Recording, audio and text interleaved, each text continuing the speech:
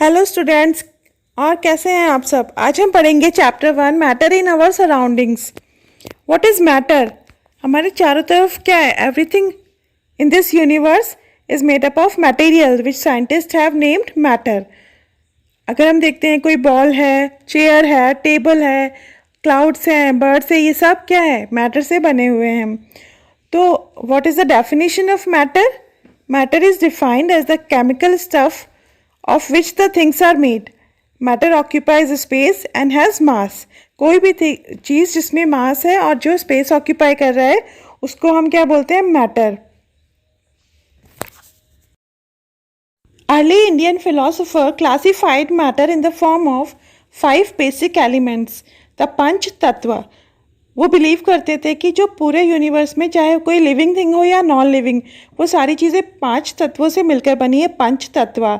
That are air, earth, fire, sky and water. इन 5 चीज़ों से मिलकर बनी हुई हैं।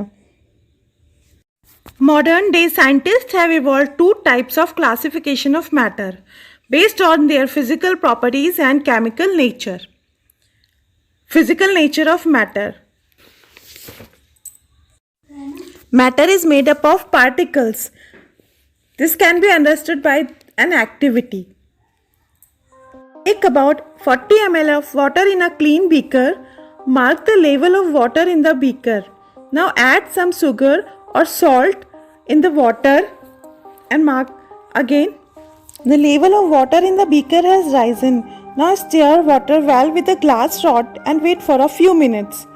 We observe that water level comes down but remains above its initial position. This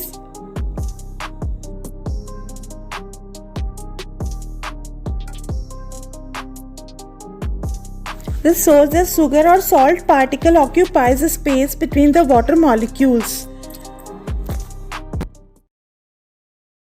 The particles of matter are very small. They are small beyond our imagination. This can be understood through an take 2-3 crystals of potassium permanganate and dissolve them in 100 ml of water. Take out approximately 10 ml of this solution and put into 90 ml of clear water. Take out 10 ml of this solution and put it into another 90 ml of clear water. Keep diluting the solution like this 5 to 8 times.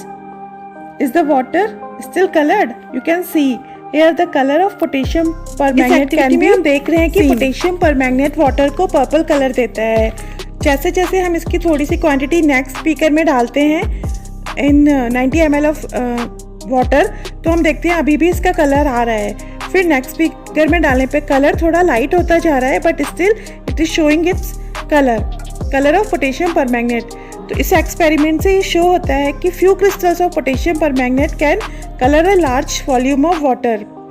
So we can conclude that there must be millions of tiny particles in just one crystal of potassium permanganate which keep on dividing themselves into smaller and smaller particle.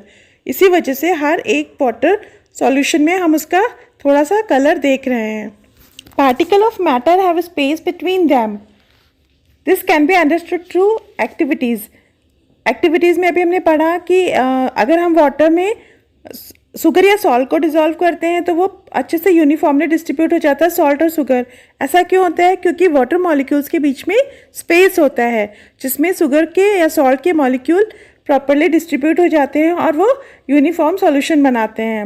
इसी तरह से अगर potassium permanganate वाली activity के बारे में पढ़ें तो हम देखते हैं कि उसमें पोटेशियम परमैंगनेट के जो मॉलिक्यूल्स हैं वो वाटर के बीच में स्पेस में अच्छे से डिस्ट्रीब्यूट हो जाते हैं और एक कलर्ड सॉल्यूशन बनाते हैं। This shows there is intermolecular space between the molecules of matter.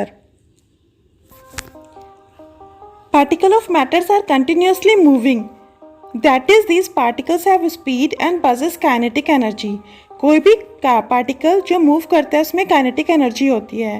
तो अलग अलग तरह के जो मैटर होते हैं, सॉलिड हो, लिक्विड हो या गैसेस हो, उनके पार्टिकल अलग अलग स्पीड से मूव करते हैं, इसलिए उनमें डिफरेंट काइनेटिक एनर्जी होती है। सबसे ज़्यादा काइनेटिक एनर्जी किस में होगी? गैसेस में होगी। क्यों? क्योंकि उनके पार्टिकल काफ़ी दूर दूर होते हैं और स्पेस होता है जिससे वो मूव कर सकते हैं तेज़ी से। The speed and hence the kinetic energy of the particle of matter increases with increase in temperature and decrease with lowering the temperature.